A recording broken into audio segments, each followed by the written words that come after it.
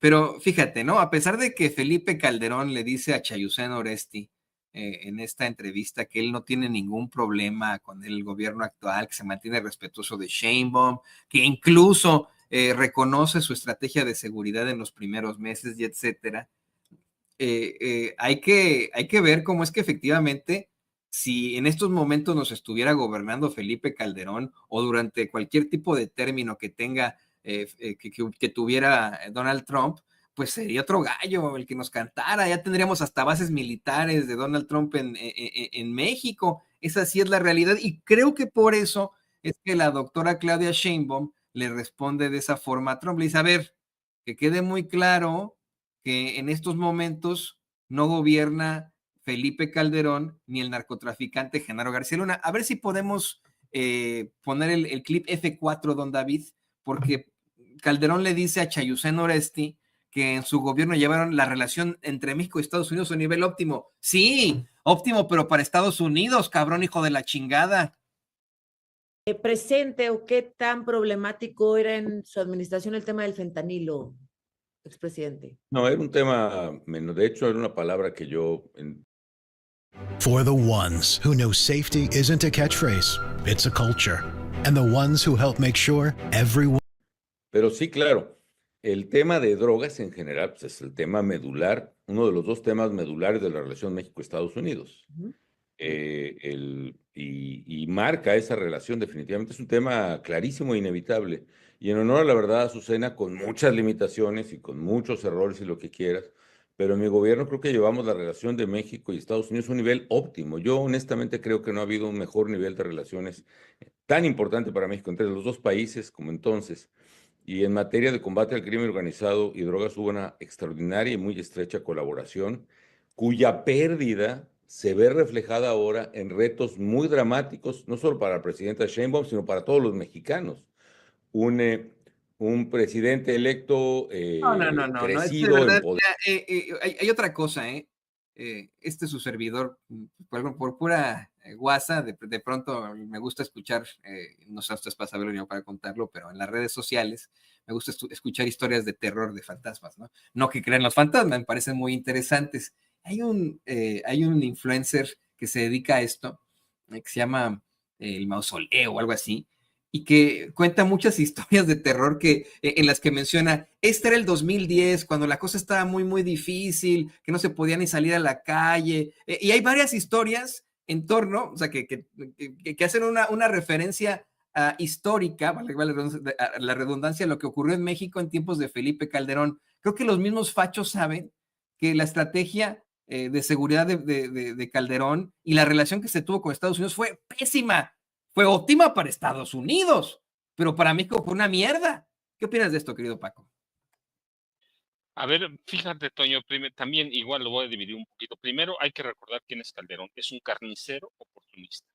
Sí, es un carnicero oportunista que va a hablar según venga el agua, en este caso del gobierno de la presidenta Claudia Sheinbaum Pardo. Pero bueno, teniendo en cuenta ya quién es este tipo, que además yo lo he documentado, es un asesino, abiertamente es un carnicero, y cuando digo a la palabra carnicero lo digo con todo lo que conlleva, todo el significado que conlleva.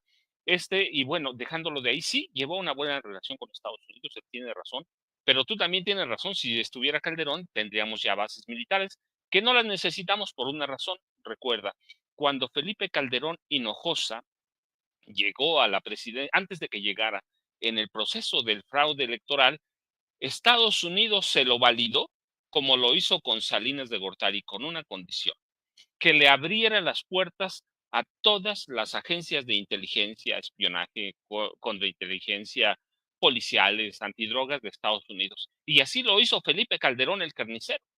Así lo hizo, le abrió las puertas. Aquí operaban 14 agencias policiales, policiales y con todo lo que de inteligencia, espionaje, contrainteligencia en México.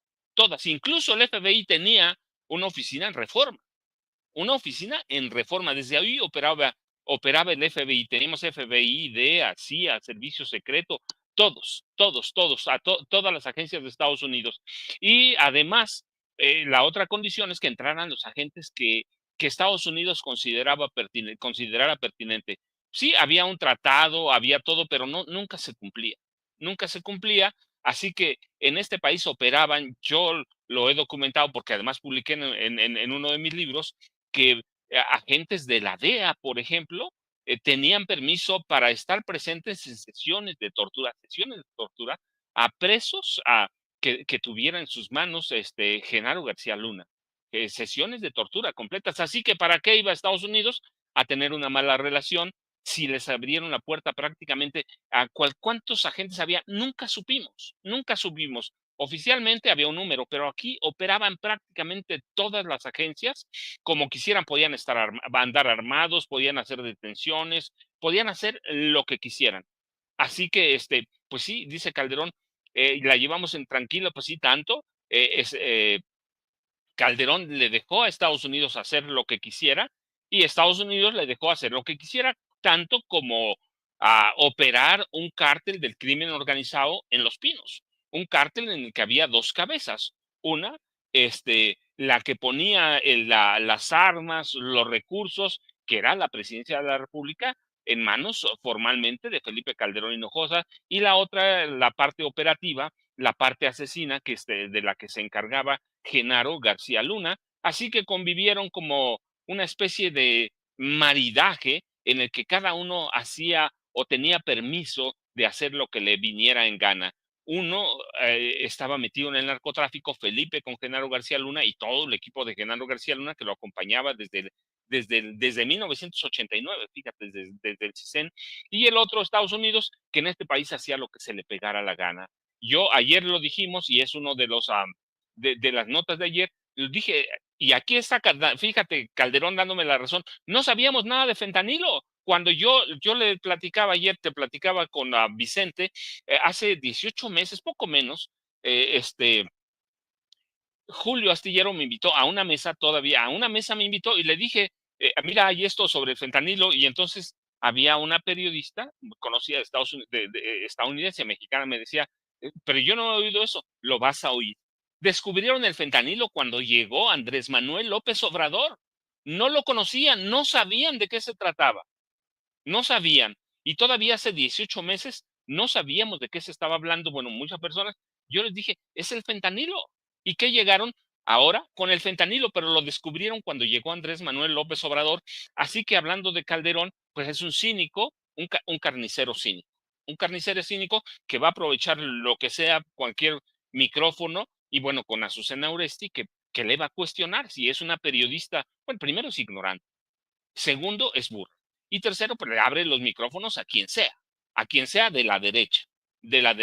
Y es una periodista de derecha, y es una Oye, periodista que se ha documentado mentirosa, tramposa y abusiva. de Entonces, lo que, pero bueno, te oigo, Toño. perdón que te interrumpa, de lo que hemos escuchado a Susana Oresti en esta entrevista, hasta con temor le habla a Calderón. Cada vez que entrevistan a Calderón, bueno, se le ponen, pero como de tapete, como el tapete que tengo acá atrás, Ciro Gómez Leiva, Leo Zuckerman, el señor presidente. Muy bien, ¿la escuchas? ¿Escuchas tú a Susana Oresti en esta entrevista? Yo la oigo nerviosa. La oigo. Toño, te voy a decir, hay una razón, yo la he platicado. ¿Por qué los periodistas mexicanos, sí, los que tú digas, a Ciro Gómez Leiva, Susana Uresti, Raimundo Riva Palacio, Loret de Mola, eh, el que tú pongas, el nombre es lo de menos, pero son prácticamente todos. ¿Por qué le hablan con temor a Calderón? ¿Por qué se refieren a él con temor? Imagínate que digan algo y saque Calderón, o en su defecto Genaro García Luna, saquen las listas de grabación, las listas con los nombres o las grabaciones de todos los periodistas a los que les dieron dinero. A todos prácticamente le dieron. Nosotros hablamos de Peña, que les dio más o menos 40,000 millones de pesos, que es una brutalidad, pero Calderón les dio una cantidad similar, como 42,000 millones de pesos. Entonces imagínate que uno de estos periodistas habla mal de Calderón, lo tacha, le cierra los micrófonos, lo censura, lo cuestiona, lo interroga, haga eso. Imagínate que Calderón saca las listas de las lanas que le entregó a los periodistas, de la lana que le entregó a los dueños de los periódicos, que es un maridaje. Entonces, imagínate, entonces hay una razón desde el gobierno. Bueno, siempre ya hemos hablado del Chayo, es histórico, lo conocemos bien, sabemos de qué pie cojean. Yo he platicado, yo vi cualquier cantidad de periodistas de esos viejos recibir cualquier cantidad de lana. Y no solo ellos, los dueños incluso, ¿no? Que reciben, ellos dicen publicidad. No hay publicidad, son chayos, no son canales ni periódicos que hayan vivido de sus lectores, de sus escuchas, de sus televidentes. Vivieron del chayo, del embute, del soborno que les entregaba el gobierno en turno. Pero en especial los gobiernos de Peña y de Calderón les entregaron dinero por miles de millones de pesos para mantenerlos callados, para comprarlos. Yo he documentado cómo, por ejemplo, Genaro García Luna tenía una lista de periodistas que él los llamaba periodistas ilustrados. Sí, que lo iban a hacer candidato presidencial del PAN y luego lo iban a llevar a la presidencia de la República. Con el visto bueno de Felipe Calderón, he documentado, por ejemplo, cómo Felipe Calderón le entregó, además de los miles de millones de pesos, le entregó a Televisa a Emilio Azcárraga Gallá, fíjate. Sí, eso fue un chayo, pero en serio, 120 millones de pesos supervisados desde Palacio Nacional, desde Los Pinos, que pues antes operaba como la oficina presidencial, 120 millones de pesos para ser candidato presidencial. A Genaro García Luna fracasaron por muchos errores que cometieron, pero lo querían hacer candidato presidencial. Imagínate a Azucena Oresti cuestionando a Calderón y que Calderón no inmediatamente, pero mañana o pasado, les diga, oye, pero nosotros te mantuvimos, nosotros les entregamos tanto, nosotros hicimos esto por ustedes. Así que, ¿qué periodista se va a atrever, de los viejos, quiero decir, periodistas de la vieja prensa o la prensa corporativa, como lo llamamos, qué periodista se va a atrever a cuestionar a Felipe Calderón? ¿Qué periodista no le va a hablar con miedo? ¿Qué periodista no lo va a defender si les entregaron miles de millones de pesos? Algunos más que otros, algunos menos, porque no todos los periodistas viejos valen lo mismo, claramente, pero pues tienes a periodistas millonarios, a periodistas ricos, así que van a defender que ni siquiera, mira, van a defender a la derecha, porque no son periodistas a veces que tienen ideología, son mercenarios de la información. Y Azucena Oresti es una de ellas, y por eso le hablan con miedo a Calderón. Y te digo, imagínate que Calderón sacara las listas de los periodistas, ¿sí? Así que van a tratar bien a los periodistas, pero ¿en cuántas mentiras ha caído Azucena Oresti o la han atrapado? Ahora que las redes funcionan en tiempo real, sacan las mentiras inmediato de Azucena Oresti, de cualquier periodista, de cualquiera. Si nosotros dijéramos una, nos atraparían inmediato. Así que hay que tener cuidado, y por eso tienen mucho cuidado entrevistando a quién, pues a un tipo que fue carnicero, a un tipo que fue, no lo digo ahora, lo digo desde 2010, que fue un ladrón, que fue un capo de la droga, que es un asesino. Fíjate, 2010 lo digo, ¿sí? 2010, 11 y para acá, lo digo siempre en cualquier conferencia, tipos inmorales. Así que, ¿qué va a decir Azucena Oresti de este tipo que fue un carnicero, que está documentado que fue un capo de la droga y que su socio principal está preso, condenado a más de 30 años de cárcel en Estados Unidos? ¿Qué va a decir Azucena Oresti? Pues les van a tener miedo. ¿Por qué? Pues imagínate que saquen la lista o que saquen una grabación, pues ahí se amuela la cosa, así que hay que defenderlos. Yo digo, no son periodistas de ideología, son mercenarios que pueden servir a cualquier presidente de la República o a cualquier persona que vean que tiene poder, Toño. Veo a Jaime con muchas ganas de comentar sobre esto. ¿Qué opinas tú de esto, querido Jaime? No, solamente para sumarme, y yo creo que el análisis que ha hecho el maestro Paco es espléndido. Yo añadiría solamente una cosa que desde mi punto de vista hay que resaltar.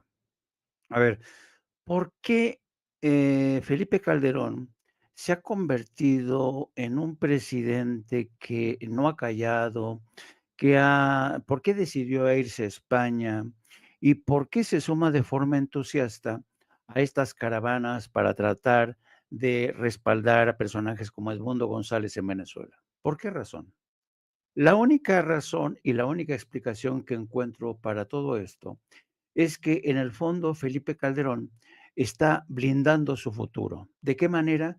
Felipe Calderón sabe que después de la detención y el procesamiento de Genaro García Luna, su mandato presidencial está bajo sospecha, porque es imposible que como presidente no se haya percatado de los tejes y manejes de Genaro García Luna. Por tanto, su mejor defensa y su mejor blindaje es sumarse a las comparsas de la derecha que le hacen el juego a Washington, en este caso, en el caso de Venezuela.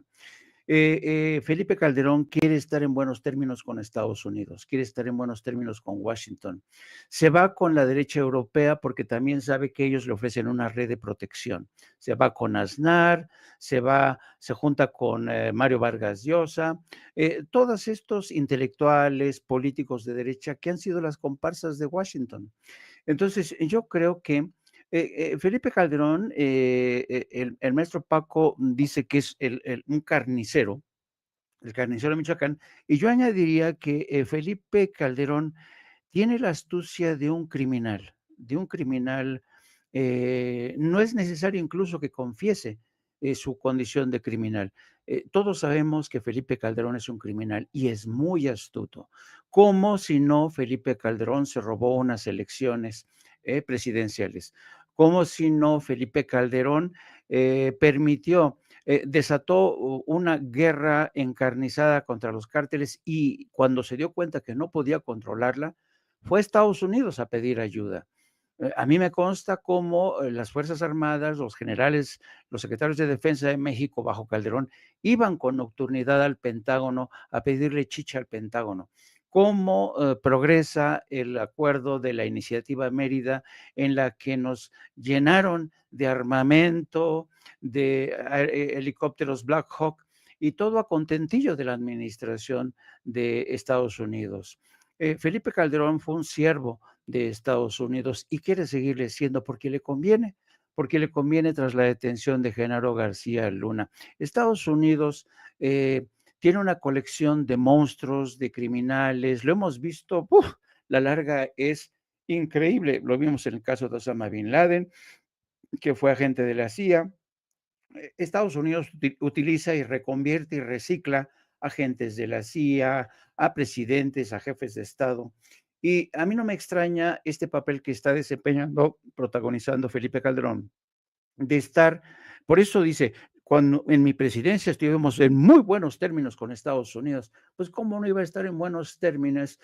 Yo recuerdo aquella vez que se indignó porque el embajador de Estados Unidos en México, Carlos Pascual, dejó en evidencia al ejército mexicano porque decía que el ejército mexicano no se atrevía a combatir al cártel de Sinaloa y a los Beltrán Leiva. Eso enfureció a Calderón, quien le fue a reclamar a Barack Obama, pero Barack Obama evidentemente le quitó a Carlos Pascual, le dio la cabeza de Carlos Pascual, pero a cambio, ¿qué le impuso a Felipe Calderón?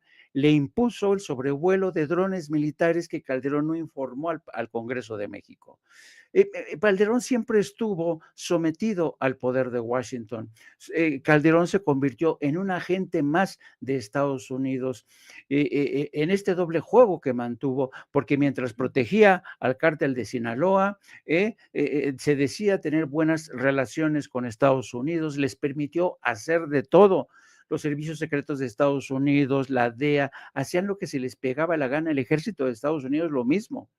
Así es que no venga a presumir Felipe Calderón, él sabe que tiene ahí varios asuntos pendientes, por eso se va a España, no a Estados Unidos, y quiere seguir trabajando como un títere de Estados Unidos. Lo vemos de forma entusiasta hoy, compareciendo con toda esta gente de derecha, con expresidentes, acompañando de forma valiente a Edmundo González, exagente de la CIA, para ver de qué manera lo tratan de imponer en Venezuela. Y Washington, que va a decir, pues no me importa que Felipe Calderón sea un carnicero, no me importa, mientras me siga sirviendo a mis propósitos, pónganlo en la lista de expresidentes que apoyan a Edmundo González. Esa es la historia. Pero desafortunadamente para Felipe Calderón, Estados Unidos no siempre protege a sus monstruos. Y yo mucho me temo que va a pasarle un poco lo que le pasó a Genaro García Luna. Sí, exactamente. A mí me gustaría muchísimo que Felipe Calderón se viniera a vivir acá a Estados Unidos en lugar de vivir ahí en Madrid. Le iría muy bien ahí en Miami, se la pasaría muy bien, hay muy buenos bares ahí en Miami, por cierto, no me va a dejar mentir el querido Paco. Y bueno, en muchas partes hay muy buenos bares en todas partes aquí en Estados Unidos. Y queridos compañeros, pues como de costumbre se nos fue la hora volando como agua. volando voy, volando vengo, como decía el buen Camarón de la Isla, y pues yo quiero agradecerles estos comentarios tan ilustrativos, tan buenos, tan fuertes, que me quedo para la reflexión, que voy a estar también comunicando con la gente acá en Estados Unidos, esto que nos plantea Paco, que nos plantea Jaime, sobre las acciones de Trump. Y les pido por favor que nos compartan sus redes sociales, bueno, pues y se mantengan aquí en Sin Censura, ustedes como pilares de este espacio. Estábamos contigo, Jaime, por favor, compártanos tus redes sociales. Pues ya dentro de hora y media vamos a estar en No Apto para Cínicos, vamos a hablar precisamente de estos planes expansionistas, de esta doctrina de nuevas esferas de influencia de Donald Trump, que yo lo veo complicado porque China ya hace mucho tiempo se despegó de Estados Unidos en el campo militar y tecnológico. China es hoy productor del 75% de los automóviles eléctricos en todo el mundo. Es decir, yo creo que Donald Trump no sabe con quién se está metiendo. Y lo mismo con Rusia, que ya ha demostrado en Ucrania la capacidad que tiene para responder y contrarrestar. Por cierto, están avanzando, en el curso de los últimos días ha avanzado Rusia de manera preocupante para el señor Zelensky. Vamos a hablar de esto y vamos a hablar de la respuesta. Realmente, yo creo que Claudia Sheinbaum sacó hoy el balón del estadio con esa respuesta que le envió a Trump. Así es que los espero a partir de las 14 horas en Apto para Cínicos con nuestra periodista y coconductora Lourdes Salas. También les pido que nos sigan a través de nuestras redes sociales, @Jaime Ajurno. Un abrazo, querido Toño. Un abrazo, querido Paco. Un abrazo, querido Jaime. Paco, también, por favor, compártanos tus redes sociales. Toño, yo ya sabes, @Paco Cruz Jiménez en X, antes Twitter, Francisco Cruz Jiménez en Facebook. Un abrazote, Jaime, y un abrazote, Toño. Nos vemos mañana, como mañana es jueves, así que nos vemos mañana. Muchas gracias, como siempre. Mañana se va a poner muy interesante también. Muchas gracias a estos dos grandes periodistas, estos dos grandes de la comunicación, el buen Francisco Paco Cruz y por supuesto el queridísimo Jaime Hernández, aquí en Sin Censura.